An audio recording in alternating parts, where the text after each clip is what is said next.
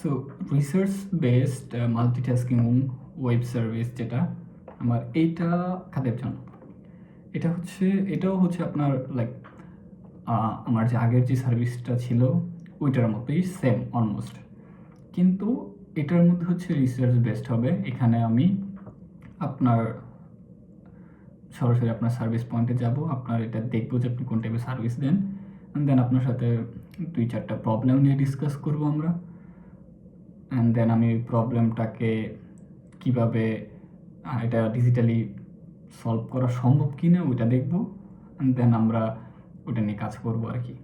এখন বলতে পারেন যে এটা মানে কোন টাইপের কী হইতে পারে। এখন ধরেন আপনি ধরেন একটা সেলুন চালাইতেছেন, আপনার সেলুনের মধ্যে হচ্ছে আপনার কাস্টমার আসতেছে যাচ্ছে, কিন্তু আপনার যারা অনেকেই কিন্তু আছে যারা রিপিটেটিভ। এখন রিপিটেটিভ বলতে তারা এর জন্য আপনার দোকানে রেগুলার আসে না, বা আপনার সেলুনে রেগুলার আসে না যে আপনার সেলুনটা ভালো।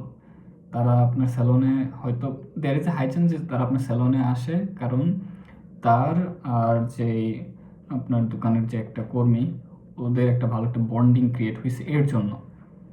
এখন এটা ইটস এ গুড থিং যে আপনার এমপ্লয়িরা বন্ডিং বানাইতে পারছে। এটা কিছু ড্রব্যাকের একটা হচ্ছে যে আপনার ধরেন আপনার এমপ্লয়ি যারা আছে তারা মানে তাদের উপর আপনার বিজনেসটা কিন্তু মানে এমপ্লয়ির উপরে অবভিয়াসলি আপনার বিজনেস ডিপেন্ডেন্ট, বাট তাদের উপরে কিন্তু একদম পুরোপুরি ডিপেন্ডেন্ট হয়ে গেলো। এখন ধরেন তাদের সাথে আপনার কোনো কারণে মনোমালিন্য হইলো আপনার বিজনেসের, দেন সে চলে গেল, ওই ক্ষেত্রে আপনার কাস্টমার হারানোর সম্ভাবনা আছে।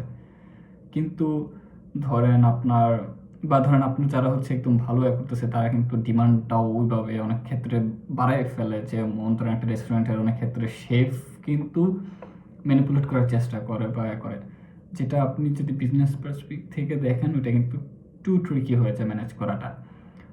তো এই সমস্যাগুলো আমি মনে করি যে এখন একটা শেফকে তো আপনি রিপ্লেস করবো না, কাজটা হচ্ছে যে আপনার সার্ভিসটাকে আমি অন্যভাবে সাজায় দিব, বা আপনার ম্যানেজমেন্টটাকে। এখন আপনার হচ্ছে কি যে আপনার সার্ভিসটাকে যখন আরও প্রিমিয়াম ওয়েতে সাজায় ফেলতে পারবেন, ওই ক্ষেত্রে আপনার কিন্তু ওই একজন এমপ্লয়ের উপর ডিপেন্ডেন্ট থাকতেছে না। আমি জাস্ট বুঝাই দিয়ে আসলাম, আপনার এমপ্লয়ি লিস্ট ডাউন করে রাখলো, ওর জায়গায় অন্য কেউ আসলে আমার ডাটাগুলো সব পেয়ে যাবে, আমার রিকোয়ারমেন্ট জানবে, আমি কীভাবে চুল কাটতে পছন্দ করি।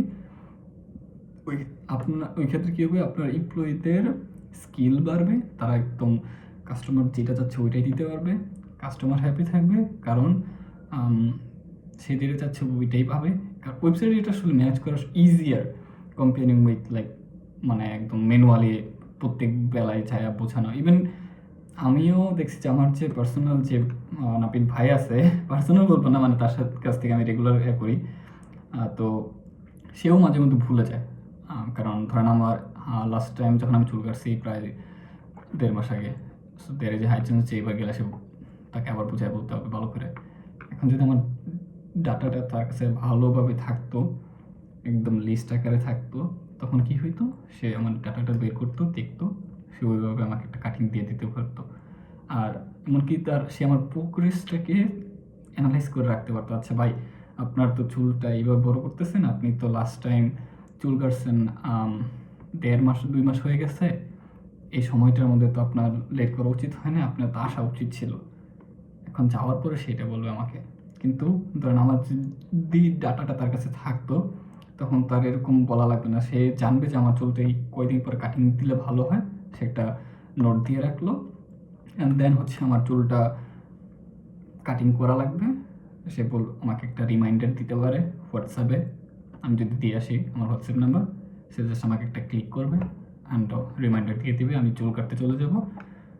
আমার সার্ভিসটার ভালো লাগবে কারণ আমি টাইম মতো সার্ভিস পাচ্ছি আর ভালো সার্ভিস পাচ্ছি। আর অবভিয়াসলি আমি যদি এরকম একটা ডিটেলস প্ল্যান আকারে থাকে, লিখিতভাবে আমি চাইবো যে এরকম একটা থাকবে, and that's why I am here to help you guess out.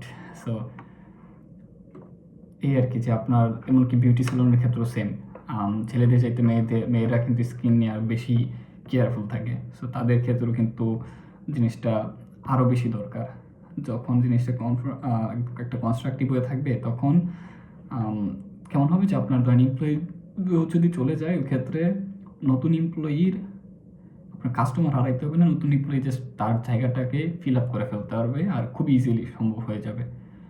তো এর জন্য আপনার মনে করি যে এই সার্ভিসটা আমার মানে দেখা উচিত।